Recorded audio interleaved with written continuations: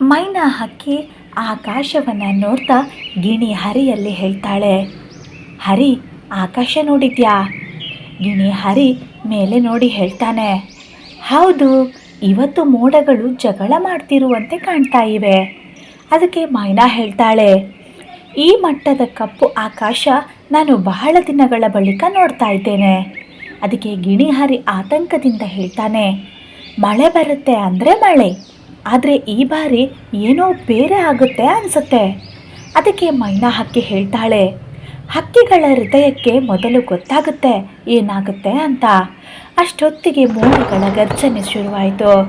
ಚಿಕ್ಕ ಹಕ್ಕಿ ಪಿಂಕಿ ಗೂಡಿನಲ್ಲಿ ಕುಳಿತುಕೊಂಡು, ಅಯ್ಯೋ, ಗುಡುಗು ಬರ್ತಾ ಇದೆ, ಇವತ್ತು ಹೊರಗೆ ಹೋಗೋ ಪ್ರಶ್ನೆನೇ ಇಲ್ಲ.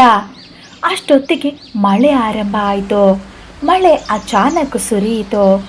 ಗಾಳಿ ಮರಗಳನ್ನು ಜೋರಾಗಿ ಅಲುಗಾಡಿಸ್ತಾ ಇತ್ತು. ಅಲ್ಲಿ ಇದ್ದಂತಹ ಒಂದು ಚಿಟ್ಟೆ ಹೇಳಿತು, ನನ್ನ ರೆಕ್ಕೆಗಳು ಸಂಪೂರ್ಣ ಒದ್ದೆಯಾಗ್ತಾ ಇದೆ. ಕಾಗೆ ಕಾಲು ಕೂಡ ಹೇಳ್ತಾನೆ, ಎಲ್ಲರೂ ಒಳಗೆ ಹೋಗಿ, ಇದು ಸಾಮಾನ್ಯ ಮಳೆ ಅಲ್ಲ ಅನ್ನಿಸ್ತಾ ಇದೆ. ಅಷ್ಟೊತ್ತಿಗೆ ಗಿಣಿ ಹರಿ ಗೂಡಿನೊಳಗಿನಿಂದ ಹೇಳ್ತಾನೆ, ಮೈನಾ, ನೀನು ಹೊರಗೆ ನಿಂತಿದ್ಯಲ್ಲ. ಮೈನಾ ಮಳೆಗೆ ನಿಂತುಕೊಂಡು ಹೇಳ್ತಾಳೆ, ನಾನು ನೋಡ್ತಾ ಇದ್ದೀನಿ, ಈ ಮಳೆ ಏನೋ ಹೇಳ್ತಾ ಇದೆ. ಅದಕ್ಕೆ ಗಿಣಿ ಹರಿ ಹೇಳ್ತಾನೆ, ಈ ಮಳೆ ಭಯವನ್ನು ಹೇಳ್ತಾ ಇದೆ ಅನ್ನಿಸ್ತಾ ಇದೆ. ಅದಕ್ಕೆ ಮೈನಾ ನಿಧಾನವಾಗಿ ಹೇಳ್ತಾಳೆ, ಭಯ ಹೇಳೋ ಮಳೆಯೇ ಧೈರ್ಯಕ್ಕೂ ಕಾರಣ ಆಗುತ್ತೆ. ಗೂಡಿನೊಳಗೆ ವಾದ ಶುರುವಾಗುತ್ತೆ. ಚಿಕ್ಕ ಹಕ್ಕಿ ಪಿಂಕಿ ಹೇಳ್ತಾಳೆ, ಹಾರೋಕೆ ಪ್ರಯತ್ನ ಮಾಡಬೇಡ ಮೈನಾ, ರೆಕ್ಕೆ ಒದ್ದೆಯಾದರೆ ಕೆಳಗೆ ಬೀಳ್ತೀಯಾ.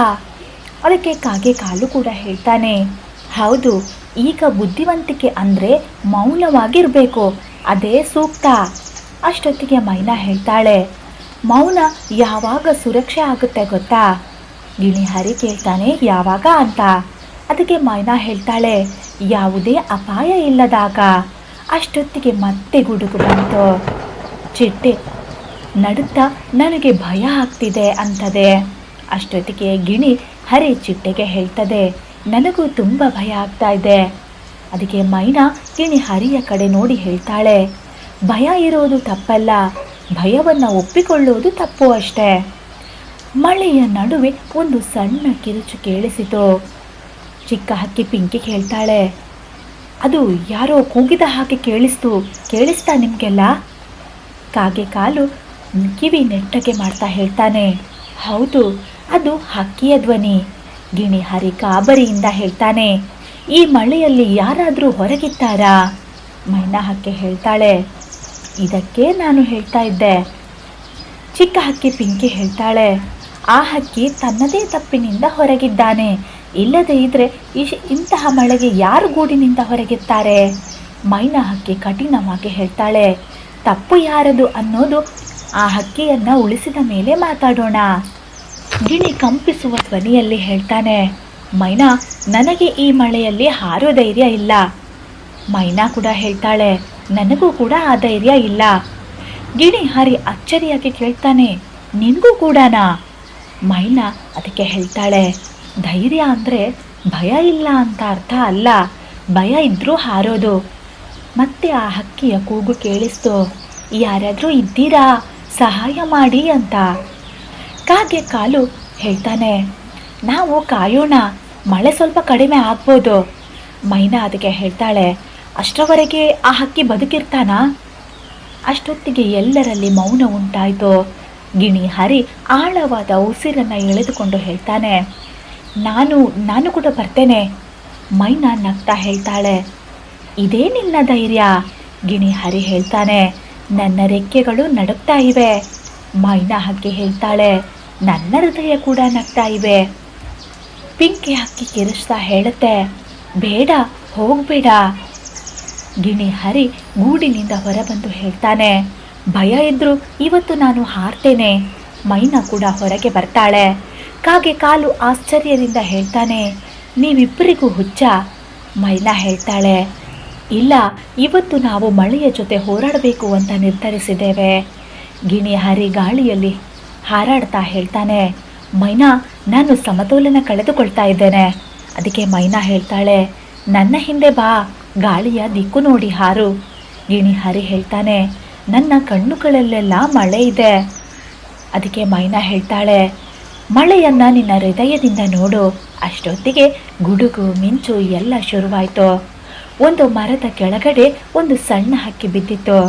ನಾನು ಈ ಮಳೆಗೆ ಹಾದಿರಲಿಲ್ಲ, ನನ್ನ ಗೂಡು ಒಡೆದು ಹೋಗಿತ್ತು, ಹಾಗಾಗಿ ನಾನು ಕೆಳಗೆ ಬಿದ್ದೆ. ಗಿಣಿಹರಿ ನಿಧಾನವಾಗಿ ಹೇಳ್ತಾನೆ, ಭಯ ಬೇಡ, ನಾವೆಲ್ಲ ಇದ್ದೇವಲ್ಲ ನಿನ್ನ ಜೊತೆ. ಸಣ್ಣ ಹಕ್ಕಿ ಅಳ್ತಾ ಹೇಳುತ್ತೆ, ನಾನು ಸಾಯ್ತೇನಾ? ಮೈನಾ ಹಕ್ಕಿ ಹೇಳ್ತಾಳೆ, ಇಲ್ಲ, ನೀನು ಬದುಕ್ತೀಯಾ. ಗಿಣಿಹರಿ ಹೇಳ್ತಾನೆ, ಇವರನ್ನು ಹೇಗೆ ಎತ್ತೋದು? ಮೈನಾ ಹೇಳ್ತಾಳೆ, ಒಬ್ಬೊಬ್ಬರಾಗಿ ಎತ್ತೋದು ಬೇಡ, ಇಬ್ಬರು ಒಟ್ಟಾಗಿ ಸೇರಿ ಅವನನ್ನು ಮೇಲೆತ್ತೋಣ. ಗಿಣಿಹರಿ ಮಳೆಯ ಮಧ್ಯೆ ಕೂಗಿ ಹೇಳ್ತಾನೆ, ಕಾಗೆ ಕಾಲು, ಪಿಂಕಿ, ನಮಗೆ ನಿಮ್ಮ ಸಹಾಯ ಬೇಕು. ಪಿಂಕಿ ಗೂಡಿನಿಂದ ಹೊರಬರ್ತಾ, ನಾನು ಹೊರಬರಲ್ಲ.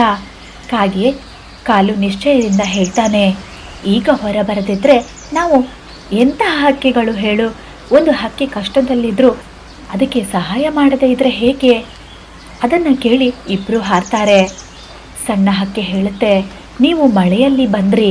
ಗಿಣಿಹರಿ ಹೇಳ್ತಾನೆ, ನಾವು ತುಂಬ ಹೆದರಿದ್ವು ಈ ಮಳೆಗೆ. ಅದಕ್ಕೆ ಮೈನಾ ಹೇಳ್ತಾಳೆ, ಆದರೆ ಭಯವೇ ನಮ್ಮನ್ನು ಇಲ್ಲಿಗೆ ತಂದಿತು. ಸ್ವಲ್ಪ ಹೊತ್ತಿಗೆ ಮಳೆ ನಿಲ್ತು. ಮಳೆ ನಿಧಾನವಾಗಿ ಕಡಿಮೆಯಾಯಿತು. ಪುಟ್ಟ ಹಕ್ಕಿ ಪಿಂಕಿ ಹೇಳ್ತಾಳೆ, ಇವತ್ತು ನಾನು ನನ್ನನ್ನೇ ಹೊಸದಾಗಿ ನೋಡಿಕೊಂಡೆ. ಕಾಗೆ ಕಾಲು ಕೂಡ ಹೇಳ್ತಾನೆ, ಮೌನ ಯಾವಾಗಲೂ ಬುದ್ಧಿವಂತಿಕೆ ಅಲ್ಲ.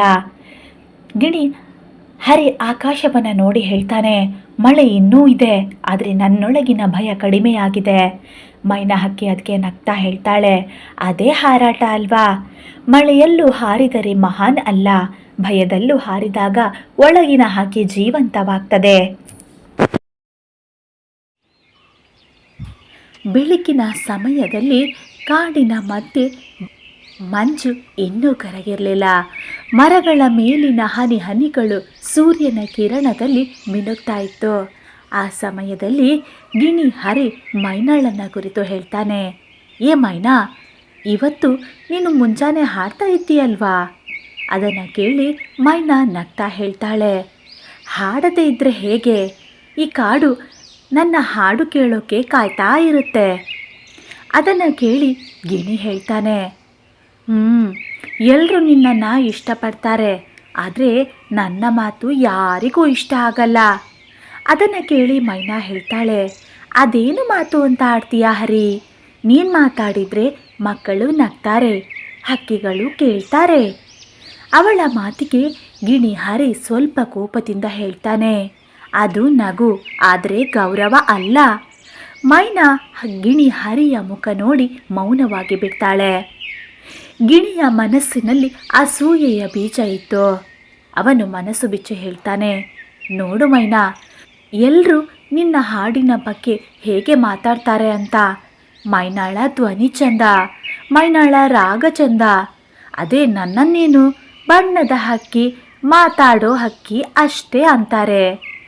ಮೈನಾ ಶಾಂತವಾಗಿ ಹೇಳ್ತಾಳೆ, ನೋಡು ಗಿಣಿಹರಿ, ಹೋಲಿಕೆ ಮಾಡಿದರೆ ಯಾವತ್ತೂ ನೋವು ಜಾಸ್ತಿ ಅಲ್ವಾ? ಗಿಣಿಹರಿ ಹೇಳ್ತಾನೆ, ನೀನು ಹೇಳೋದೇನೋ ಸುಲಭ, ಆದರೆ ಅದು ನಿಜವಾಗಿಯೂ ಹೌದು ಅಲ್ವಾ? ಮೈನಾ ಅವನ ಮಾತಿಗೆ ಸ್ವಲ್ಪ ನೋವಿನಿಂದ ಹೇಳ್ತಾಳೆ, ನಾನು ಹಾಡೋಕೆ ಅಭ್ಯಾಸ ಮಾಡಿದ್ದೇನೆ, ನೀನು ಮಾತಾಡೋಕೆ ಕಲಿತಿದ್ದೀಯಾ ಅಷ್ಟೇ. ಗಿಣಿಹರಿ ಹೇಳ್ತಾನೆ, ಆದರೆ ಅದಕ್ಕೆ ಮೌಲ್ಯ ಯಾರು ಕೊಡ್ತಾರೆ ಹೇಳು? ಆ ಮಾತಿಗೆ ಇಬ್ಬರ ಮಧ್ಯೆನೂ ಮೌನ. ಮತ್ತೆ ಆ ಸಂಜೆ ಆ ದಿನ ಕಾಡಿನ ಹಿರಿಯ ಹಕ್ಕಿಗಳು ಸಭೆಯನ್ನು ಕರಿತಾವೆ. ಗೂಬೆ ಗುರುರಾಜ ಹೇಳ್ತಾನೆ, ಕಾಡಿನಲ್ಲಿ ಹೊಸ ಸಮಸ್ಯೆ ಬರ್ತಾ ಇದೆ. ಮಾನವರ ದಾರಿ ಕಾಡಿನ ಹತ್ತಿರ ಬರ್ತಾ ಇದೆ. ಅದಕ್ಕೆ ಕಾಗೆ ಕಾಲು ಹೇಳ್ತಾನೆ, ಅವರು ಮರ ಕತ್ತರಿಸ್ತಾ ಇದ್ದಾರೆ. ಅದಕ್ಕೆ ಚಿಕ್ಕ ಹಕ್ಕಿ ಪಿಂಕಿ ಹೇಳ್ತಾಳೆ, ನಮ್ಮ ಹೂವುಗಳು ಕೂಡ ಹೋಗ್ತಾ ಇದೆ. ಗೂಬೆ ಗುರುರಾಜ ಮತ್ತೆ ಹೇಳ್ತಾನೆ, ನಮಗೆ ಒಬ್ಬ ದೂತ ಬೇಕು, ಮಾನವರ ಬಳಿಗೆ ಹೋಗಿ ಮಾತಾಡಬೇಕು. ನಮ್ಮ ಮರಗಳ ರಕ್ಷಣೆ ಆಗಬೇಕು, ನಮ್ಮ ಗೂಡುಗಳು ಉಳಿಬೇಕು. ಅಷ್ಟೊತ್ತಿಗೆ ಎಲ್ಲರ ದೃಷ್ಟಿ ಗಿಣಿ ಹರಿಯ ಮೇಲೆ ಹೋಯಿತು. ಹಕ್ಕಿಗಳು ಎಲ್ಲರೂ ಒಟ್ಟಾಗಿ ಗಿಣಿ ಹರಿ ಅಂತಾರೆ. ಗಿಣಿ ಹರಿ ಅಚ್ಚರಿಯಿಂದ ನಾನಾ ಅಂತಾನೆ. ಮೈನಾ ಹಕ್ಕಿ ನಗ್ತಾ ಹೇಳ್ತಾಳೆ, ನೋಡಿದೀಯಾ, ನಿನ್ನ ಶಕ್ತಿ ಈಗ ಬೇಕಾಗಿದೆ. ಅದನ್ನು ಕೇಳಿ ಗಿಣಿ ಹರಿಯ ಕಣ್ಣುಗಳಲ್ಲಿ ಭಯ ಉಂಟಾಗ್ತದೆ. ಗಿಣಿ ಹರಿ ಆದರೂ ಹೇಳ್ತಾನೆ, ನಾನು ಮಾತಾಡ್ತೇನೆ, ಆದರೆ ಮಾನವರು ನನ್ನ ಮಾತನ್ನು ಕೇಳ್ತಾರಾ? ಅದಕ್ಕೆ ಮೈನಾ ಹೇಳ್ತಾಳೆ, ಒಂದು ಸಲ ಪ್ರಯತ್ನ ಪಡೋದ್ರಲ್ಲಿ ತಪ್ಪೇನೂ ಇಲ್ಲ ಅಲ್ವಾ? ಮೊದಲ ಪ್ರಯತ್ನ ನಡೆಯಿತು. ಮಾನವರ ಗಡಿಯ ಬಳಿ ಮೈನಾ ಮತ್ತು ಗಿಣಿ ಹರಿ ಹೋಗ್ತಾರೆ. ಮೈನಾ ಹಕ್ಕಿ ಗಿಣಿಗೆ ಧೈರ್ಯ ಕೊಡ್ತಾ ಹೇಳ್ತಾಳೆ, ಹರಿ, ನಿಧಾನವಾಗಿ ಮಾತನಾಡು, ನಿನ್ನ ಮಾತು ಸ್ಪಷ್ಟವಾಗಿರಲಿ. ಗಿಣಿ ಹರಿ ಒಂದು ಸತಿ ಆಳವಾದ ಉಸಿರನ್ನು ಎಳಿತಾನೆ. ಸರಿ, ಮಾನವರು ಮರ ಕತ್ತರಿಸ್ತಾ ಇದ್ದಾರೆ. ಗಿಣಿ ಹರಿ ಜೋರಾಗಿ ಹೇಳ್ತಾನೆ, ಈ ಕಾಡು ನಮ್ಮ ಮನೆ. ಅವನ ಮಾತು ಕೇಳಿ ಒಬ್ಬ ಮನುಷ್ಯ ನಿಲ್ತಾನೆ. ಮನುಷ್ಯ ಹೇಳ್ತಾನೆ, ಅಯ್ಯೋ, ಹಕ್ಕಿ ಮಾತಾಡ್ತಾ ಇದೆಯಲ್ಲ. ಅದಕ್ಕೆ ಇನ್ನೊಬ್ಬ ಮನುಷ್ಯ ನಗ್ತಾನೆ. ಅವನು ಹೇಳ್ತಾನೆ, ಸರ್ಕಸ್ಗೆ ಕರೆದೊಯ್ಯೋಣ. ಗಿಣಿಯ ರೆಕ್ಕೆಗಳು ಅದನ್ನು ಕೇಳಿ ನಡುತ್ತವೆ. ಗಿಣಿ ಹರಿ ಮೌನವಾಗಿ ಹೇಳ್ತಾನೆ, ಮೈನಾ, ನನಗೆ ಭಯ ಆಗ್ತಾ ಇದೆ. ಮೈನಾ ಹಕ್ಕಿ ಹೇಳ್ತಾಳೆ, ನಾವು ಇಲ್ಲಿಂದ ಹಾರೋಣ ಅಂತಾಳೆ. ಅವರಿಬ್ಬರು ತಮ್ಮ ಕಾಡಿಗೆ ಹಿಂತಿರುಗ್ತಾರೆ. ಕಾಡಿಗೆ ಮರಳಿದ ಮೇಲೆ ಗಿಣಿ ಹರಿ ಕೋಪ ಮತ್ತು ನೋವಿನಿಂದ ಹೇಳ್ತಾನೆ, ನೋಡಿದೀಯ ಮೈನಾ, ನನ್ನ ಮಾತಿಗೆ ಅವರು ನಗ್ತಾರೆ. ಅದಕ್ಕೆ ಮೈನಾ ಹಕ್ಕಿ ಹೇಳ್ತಾಳೆ, ಎಲ್ಲರೂ ತಕ್ಷಣವಾಗಿ ನಮ್ಮ ಮಾತನ್ನು ಕೇಳಲ್ಲ. ಅದಕ್ಕೆ ಗಿಣಿ ಹರಿ ಹೇಳ್ತಾನೆ, ನನಗೆ ಈಗ ಸಾಕು, ನಾನು ಮತ್ತೆ ಹೋಗಲ್ಲ. ಮೈನಾ ಕಠಿಣವಾಗಿ ಹೇಳ್ತಾಳೆ, ಅಂದರೆ ಕಾಡನ್ನು ಬಿಟ್ಟು ಕೊಡ್ತೀಯಾ ಅವರಿಗೆ? ಗಿಣಿ ಹರಿ ಮೌನವಾಗ್ತಾನೆ. ಆ ರಾತ್ರಿಯ ಹೊತ್ತಿಗೆ ಮಾನವರು ಹಾಕಿದ ಬೆಂಕಿ ಕಾಡನ್ನು ಹಬ್ತದೆ. ಹಕ್ಕಿಗಳ ಕೂಗು, ಹೊಗೆ. ಚಿಕ್ಕ ಹಕ್ಕಿ ಹೇಳುತ್ತೆ, ನಮ್ಮ ಗೂಡು. ಅದಕ್ಕೆ ಕಾಗೆ ಕಾಲು ಹೇಳ್ತಾನೆ, ನೀರು, ನೀರು, ಈ ಬೆಂಕಿಗೆ ನೀರು ಹಾಕಿ ನಂದಿಸಬೇಕು. ಮೈನಾ ಬೆಂಕಿಯ ಮಧ್ಯೆ ಹಾರ್ತಾ ಹಾರ್ತಾಳೆ, ಎಲ್ಲರನ್ನ ಒಟ್ಟಿಗೆ ಸೇರಿಸೋದಕ್ಕೆ. ಮೈನಾ ಹಕ್ಕಿ ಹೇಳ್ತಾಳೆ, ಭಯ ಬೇಡ, ನಾವೆಲ್ಲರೂ ಒಟ್ಟಿಗೆ ಇದ್ದರೆ ನಮಗೆ ಉಳಿವಿದೆ. ಗಿಣಿ ದೂರ ನಿಂತು ನೋಡ್ತಾ ಇರ್ತಾನೆ. ಗಿಣಿ ತನ್ನೊಳಗೆ ಒಂದು ನಿರ್ಧಾರವನ್ನು ಮಾಡಿಕೊಳ್ತಾನೆ, ನಾನು ಮಾತನಾಡಬಲ್ಲೆ. ಈಗ ಮಾತನಾಡದಿದ್ದರೆ ಇನ್ಯಾವಾಗ ಮಾತಾಡ್ತೇನೆ? ಇವಾಗಿನ ಪರಿಸ್ಥಿತಿಯಲ್ಲಿ ನನ್ನ ಕಾಡನ್ನು ನಾನು ರಕ್ಷಿಸಬೇಕು. ಅವನು ಧೈರ್ಯವನ್ನು ತಂದುಕೊಳ್ತಾನೆ, ಮತ್ತೆ ಮಾನವರ ಕಡೆಗೆ ಹಾರ್ತಾನೆ. ಗಿಣಿ ಹರಿ ಜೋರಾಗಿ ಸ್ಪಷ್ಟವಾಗಿ ಹೇಳ್ತಾನೆ, ಬೆಂಕಿ ನಮ್ಮ ಕಾಡನ್ನು ಸುಡ್ತಾ ಇದೆ, ಅದು ನಿಮ್ಮ ಮನೆಗೂ ಬರಬಹುದು. ಆ ಮಾತು ಕೇಳಿ ಮಾನವರು ಗಾಬರಿಯಾಗ್ತಾರೆ. ಹೌದು, ಅದೇ ಮಾತನಾಡೋ ಹಕ್ಕಿ. ಮನುಷ್ಯರು ನೀರು ತಂದು ಆ ಬೆಂಕಿಯನ್ನು ಆರಿಸ್ತಾರೆ. ಬೆಂಕಿ ಆರ್ತದೆ. ಬೆಳಗಿನ ಹೊತ್ತಿಗೆ ಕಾಡು ಉಳಿದಿರ್ತದೆ. ಹಕ್ಕಿಗಳು ಗಿಣಿ ಹರಿಯನ್ನು ಸುತ್ತುವರೆದಿರ್ತವೆ. ಗೂಬೆ ಗುರುರಾಜ ಹೇಳ್ತಾನೆ, ನೀನೀಗ ನಮ್ಮ ಕಾಡಿನ ಧ್ವನಿ. ಕಾಗೆ ಕಾಲು ಹೇಳ್ತಾನೆ, ನಿನ್ನ ಮಾತು ನಮ್ಮ ಜೀವವನ್ನೆಲ್ಲ ಉಳಿಸಿತು. ಮೆಚ್ಚುಗೆಯ ಆ ಮಾತುಗಳನ್ನು ಕೇಳಿ ಗಿಣಿ ಹರಿಯ ಕಣ್ಣುಗಳಲ್ಲಿ ನೀರು ಬಂತು. ಮರದ ಕೊಂಬೆಯಲ್ಲಿ ಗಿಣಿ ಹರಿ ಮೈನಾಳನ್ನು ಕುರಿತು ಹೇಳ್ತಾನೆ, ಮೈನಾ, ನಿನ್ನ ಹಾಡು ಎಲ್ಲರನ್ನ ಸೇರಿಸಿತು, ಆದರೆ ನನ್ನ ಮಾತು ಇವತ್ತು ಎಲ್ಲರನ್ನ ಉಳಿಸಿತು. ಮೈನಾ ಹಕ್ಕಿ ಅದಕ್ಕೆ ಸೌಮ್ಯವಾಗಿ ಹೇಳ್ತಾಳೆ, ಹಾಗಾದರೆ ಇದರಿಂದ ನೀನು ಏನು ಕಲಿತೆ? ಗಿಣಿ ಹರಿ ನಗ್ತಾ ಹೇಳ್ತಾನೆ, ಪ್ರತಿ ಹಕ್ಕಿಗೂ ತನ್ನದೇ ಆದ ಶಕ್ತಿ ಇದೆ ಅಂತ. ಮೈನಾ ಹೇಳ್ತಾಳೆ, ಮತ್ತೆ ಹೇಳ್ತಾನೆ, ಸ್ಪರ್ಧೆ ಅಲ್ಲ, ಸಹಕಾರ ಅಂತ. ಇಬ್ಬರು ಒಟ್ಟಿಗೆ ಆಕಾಶದ ಕಡೆ ನೋಡ್ತಾರೆ. ಹಾಡು ಕೇಳಿಸದಿದ್ದರೆ ಮಾತು ಬೇಕು, ಮಾತು ಸಾಲದಿದ್ದರೆ ಧೈರ್ಯ ಬೇಕು. ಆದರೆ ಉಳಿವಿಗೆ ಯಾವತ್ತೂ ಒಟ್ಟುಗೂಡುವ ಮನಸ್ಸೇ ಸಾಕು.